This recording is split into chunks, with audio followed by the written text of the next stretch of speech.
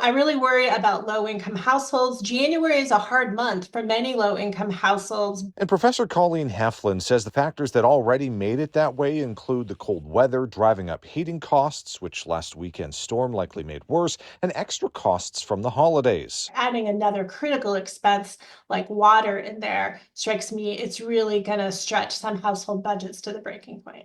Heflin, who studies poverty and economic well-being, says the outages will have indirect costs like lost wages because people's jobs are shut down or they have to stay home to look after their kids, while direct costs include having to buy water and potentially eating out more. That cost is going to push off other essential expenses. Some households are going to be forced to choose between buying or getting transportation to get to water and food or medical care. She says the low-income households will need a month or more to recover financially, and that will lead to more issues and needs. Expect to see increased need for food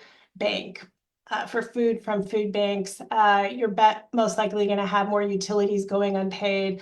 I bet February rent is going to be an issue. Heflin says she hopes utilities and landlords will show some leniency when that time comes, while local governments and neighbors need to be checking in on their most vulnerable residents and neighbors. All medical providers are really going to have to be hopefully screening for food insecurity and access to prescription drugs. I've been following very closely, and unfortunately, it's both devastating and completely preventable. Similar concerns about the current and future impacts on the business community. May Stevens is CEO of the American Business Water Coalition, who advocate for more federal funding in water infrastructure.